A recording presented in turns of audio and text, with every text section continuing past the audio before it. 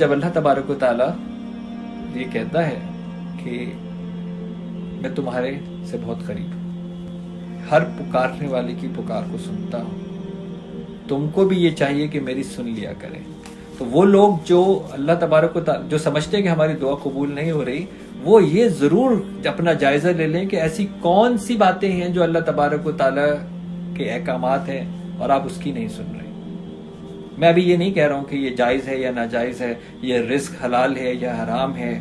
یہ آپ کے رویے جو ہے وہ کیسے ہیں، آپ کی ذات سے کسی انسان کو نقصان تو نہیں ہوا ہے، آپ کی کسی زکات سے آپ کے کسی عمل سے کسی کو نقصان تو نہیں ہو رہا ہے، مستقبل میں آپ نے ایسا کوئی کام تو نہیں کر لیا ہے جس کو نقصان جاریہ کہتے ہیں وہ چلا آ رہا ہو. میں آپ سے یہ کہہ رہا ہوں کہ آپ صرف یہ جائزہ لیجئے کہ آپ کی جو زندگی اس وقت گزر رہی ہے اس میں کیا کوئی ایسا عمل ہے جس سے اللہ تبارک و تعالیٰ کی نافرمانی ہو رہی ہے، اور اللہ تبارک و تعالیٰ کی نافرمانی اگر ہو رہی ہے تو پھر دعا کے راستے کے اندر یہ کھڑی ہوئی ہے. تو دعا کے اوپر جیسے میں نے آپ کو عرض کیا کہ اللہ تبارک و تعالیٰ کو راضی کرنے کے لیے اللہ تبارک و تعالیٰ کی ماننی ہوگی. اور اب یہ جو ہے وہ جائزہ لیجئے اپنا کہ ایسی کون سا ہمارا عمل ہے جس سے اللہ تبارک و تعالیٰ پسند نہیں فرماتے، رسول پاک صلی اللہ علیہ وآلہ وسلم پسند نہیں فرماتے. چلیں ضمنی طور کے اوپر میں آپ کو ایک بات جو ہے وہ بتانا شروع کر دوں. قرآن پاک میں اللہ تبارک و تعالیٰ جب ذکر کرتے ہیں کسی اہمیت کی بات یاد دلانے کے لیے، ویسے تو پورا قرآن پاک جو ہے وہ اہم ہے، تو آپ قسم کھاتے ہیں والعصر، عصر کی قسم، زمانے کی قسم، والتین والزیتون وطور سینین وہذا البلد الامین، قسم کھاتے ہیں والشمس والضحاها والقمر اذا تلاها والنهار اذا جلاها واللیل اذا یغشاها، قسمیں کھاتے ہیں. تو جب اللہ تبارک و تعالیٰ قسمیں کھاتے ہیں تو اس قسم کے بعد جو بات فرما رہے ہوتے ہیں وہ بہت اہم ہوتی ہے. اس بات کو توجہ دلانے کے لیے، جیسے والتین والزیتون وطور سینین وہذا البلد الامین لقد خلقنا الانسان فی احسن تقویم، یعنی جب آپ یہ چاروں قسم جو ہے وہ کھاتے ہیں، چار انبیاء کے دور کی قسم کھاتے ہیں اور اس کے بعد پھر یہ بتاتے ہیں کہ جناب انسان کو ہم نے کون سے بہترین پیمانے کے اندر پیدا کیا ہے، دا بیسٹ مولڈ کے اندر ہم نے پیدا کیا ہے. تو جب قسم کھانے کے بعد اگر کوئی بات بتاتے ہیں تو پھر وہ ایک بڑی اہمیت کی بات ہوتی ہے، بڑی اہم بات ہوتی ہے. اسی طرح قرآن پاک کے اندر اللہ تبارک و تعالیٰ نے اشیاء کی قسم کھائی، زمانے کی قسم کھائی، وقت کی قسم کھائی، نبیوں کی جو ہے وہ قسم کھائی، ان کے دور کی قسم جو ہے وہ کھائی. پورے قرآن پاک میں اللہ تبارک و تعالیٰ نے صرف ایک بار اپنی قسم کھائی، صرف ایک بار اپنی قسم کھائی. تو یہ سوچیں کہ جب اللہ تبارک و تعالیٰ زمانے کی قسم، اشیاء کی قسم، وقت کی قسم، انبیاء کی قسم، شہروں کی قسم کھا کے بتا رہے ہوں کہ جی اہمیت کی چیز کیا ہے، سورج کی، چاند کی قسم کھا کے بتا رہے ہوں، اور صرف ایک بار اپنی قسم کھا کے کوئی بات کہہ رہے ہوں تو پھر وہ کتنی اہم بات ہوگی، کس قدر وہ اہم بات ہوگی کہ پورے قرآن پاک کے اندر اللہ تبارک و تعالیٰ صرف ایک بار فلا وربک اپنی قسم کھا کے اور پھر ایک بات آپ سے کہہ رہے ہیں. کتنی اہم بات ہوگی. اور وہ اہم بات کیا تھی؟ فلا وربک کہنے کے بعد اللہ تبارک و تعالیٰ کہتے ہیں رسول پاک صلی اللہ علیہ وآلہ وسلم کو مخاطب کر کے کہ اے نبی ان سے کہہ دیجئے، اے نبی ان سے یہ کہہ دیجئے کہ یہ جب تک نجات یافتہ نہیں ہو سکتے جب تک آپ کا فیصلہ ان کے فیصلوں کے اوپر مقدم نہ ہو جائے، جب تک آپ کا فیصلہ ان کے فیصلوں کے اوپر مقدم نہ ہو جائے. اس کا مطلب یہ کہ ایک میری چاہت ہے اور ایک اللہ کے نبی کا حکم ہے، اور اگر میں اپنی چاہت کے اوپر جاؤں گا تو میں نفس کا غلام ہوں، نبی کے فیصلے کا انکاری ہوں، نجات یافتہ نہیں ہو سکتا، اللہ کی آگے مقبول نہیں ہو سکتا. تو جب مجھے اللہ تو میری دعا بعد میں قبول کرے گا، پہلے مجھے ایکسیپٹ تو کرے.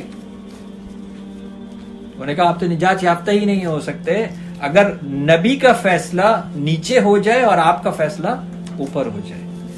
نبی کی خواہش نیچے ہو جائے، آپ کی خواہش اوپر ہو جائے. اے نبی کہہ دیجئے ان سے کہ یہ نجات یافتہ نہیں ہو سکتے. اس آیت کا یہ پہلا حصہ ہے.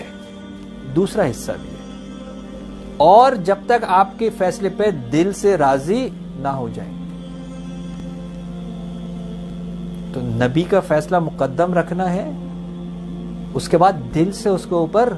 راضی بھی ہونا ہے۔ زکوٰۃ دینی ہے، نبی کا فیصلہ ہے، دل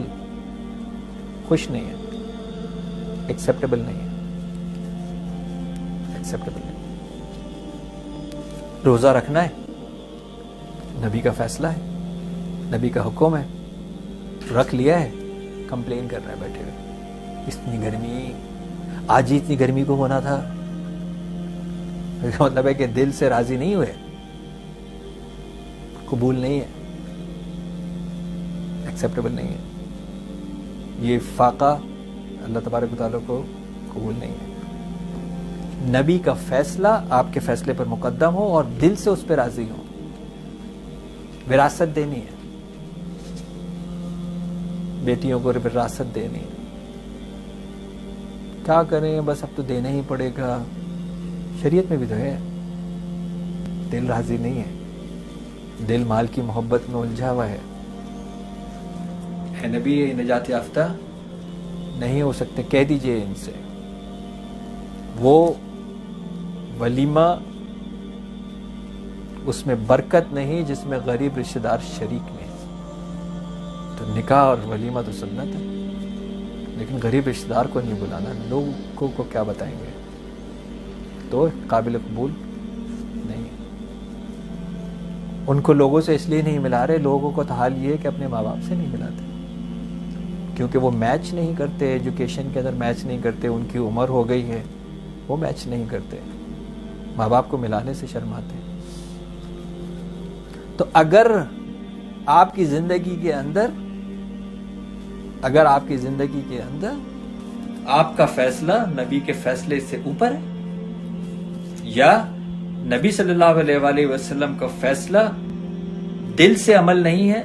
اللہ تبارک و تعالیٰ کہتے ہیں اپنی قسم کھا کے فلا وربک، کہہ دیجئے ان سے کہ یہ نجات یافتہ نہیں ہو سکتے، پیریڈ، نہ اف نہ دین نہ بٹ، ختم۔ تو وہ لوگ جب یہ اس سے پہلے کہ اللہ سے یہ والی کمپلین جا کے کریں کہ میری دعا قبول نہیں ہوتی، اے نبی کہہ دیجئے ان سے کہ ہم سنتے ہیں ہر پکارنے والے کی پکار کو، ان کو بھی چاہیے کہ ہماری بات مان لیا کریں، ان کو بھی چاہیے کہ ہماری بات سن لیا کریں۔ غالباً سورہ بقرہ کی آیت نمبر 165 ہے، غالباً ان کو بھی چاہیے۔ تو بھائی یہ 2 وے پروسیس ہے، 1 وے پروسیس نہیں ہے کہ جو ہم نے اللہ میاں سے کہہ دیا وہ ہمیں ابھی دے دیں۔ اللہ ہمیں محفوظ رکھے، ہم تو اللہ میاں کو ہائر کرتے ہیں، امپلائی ہیں ہمارے اللہ تبارک و تعالیٰ۔ کیوں ہم یہ نہیں کہتے کہ اللہ نے اگر میرا یہ کام کر دیا، اللہ آپ نے اگر میرا یہ کام کر دیا تو میں 2 رکعت نماز پڑھوں گی، اور اگر نہیں کیا تو پھر کیوں پڑھوں گی؟ پھر اگر یہ میرا کام ہو گیا تو میں 10 لوگوں کو کھانا کھلاؤں گا، اور ظاہر اگر نہیں ہوا تو پھر کیوں کھلاؤں؟ اگر میرا یہ کام ہو گیا تو میں یہ صدقہ کروں گا، اور اگر نہیں ہوا تو پھر کیوں کروں گا؟ اے اللہ میرا یہ کام کر دے، چاہے اس کی وجہ سے ساری دنیا کے اندر جتنے لوگ ہیں وہ پریشانی میں آ جائے، لیکن بس میرا کام کر دے، میرا گھر آباد کر دے، دنیا کا برباد کر دے، جیسے شاید اس کا تو رب ہی نہیں ہے، لیکن میں تو اتنی دعا کر رہا ہوں نا کہ میرا کام ہو جائے، اس سے کسی کو کیا نقصان ہوگا اس کی مجھے کوئی پرواہ نہیں ہے۔ تو ہماری دعائیں یقین مانے ہمیشہ قبول ہوتی ہیں، ہر حال میں قبول ہوتی ہیں۔ ہمیں تو خود یہ نہیں معلوم کہ جو ہم مانگ رہے ہیں وہ ہماری بھلائی کے لیے ہے ہی نہیں ہے، وہ تو اس کا احسان عظیم ہے کہ ہماری دعائیں قبول نہیں کرتا بر وقت۔ ہم تو ہلاکت کی دعائیں مانگتے ہیں، ہم اپنی ہلاکت کی دعائیں مانگتے ہیں، اس کا احسان عظیم ہے کہ وہ ہماری دعا سے قبول نہیں کرتا اور روک لیتا ہے، اس سے بہتر عطا کر دیتا ہے، ہمیں بچا لیتا ہے، ہمارے لیے آخرت کا معاملہ کر دیتا ہے۔ یہ تو اس کا احسان عظیم ہے۔